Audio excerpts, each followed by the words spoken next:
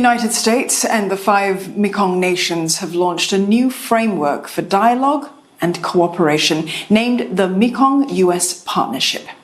Now, it's likely to draw the ire of Beijing, though, as the longest watercourse in the region becomes the latest flashpoint between the United States and China. For more, let's speak with Tung Mo. He's live for us in Hanoi. Good evening, Tung. So the officials have just wrapped up the first meeting under this new partnership. How will it mitigate the long-standing water management issues that we know exist in the Mekong River? This new partnership is not likely to help mitigate the water management issues in the Mekong River, at least in the short term. The Mekong River, a life source for 60 million people along the river, originates from China, and China controls the water flow downstream through a series of hydropower dams that have been blamed for severe drought experienced by countries downstream. But this new partnership demonstrates that the Mekong sub-region has become a new front in the strategic competition between the US and China. And this new partnership is an upgrade from the 10-year-old Lower Mekong Initiative led by the US and with participations of regional players like Japan and South Korea, demonstrate Washington's efforts to increase the US role in the sub-region, where China has aggressively engaged with Mekong countries through their Lansang Mekong cooperation led by China.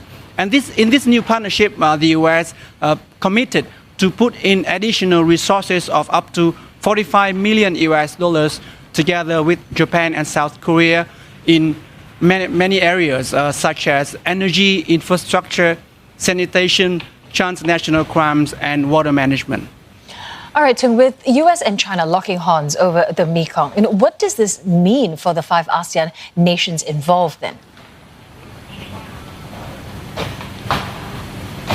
Well, the US and China are locking horns over the Mekong because the sub-Mekong region is a focus to both the US Indo-Pacific strategy and China's Belt and Road Initiative.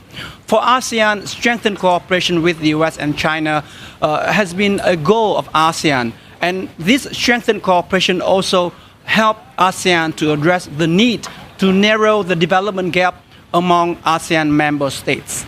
For the 5 ASEAN countries that share the Mekong River, it means those countries will have access to more fundings, assistance, and other resources they need for their development. But at the same time, amid the intensifying rivalry between the US and China, that presents a challenge for ASEAN to maintain its consensus, unity, and centrality, particularly when it comes to thorny issues in the region, such as the South China Sea and water management in the Mekong. Thanks for that update. Tung No speaking to us from Hanoi.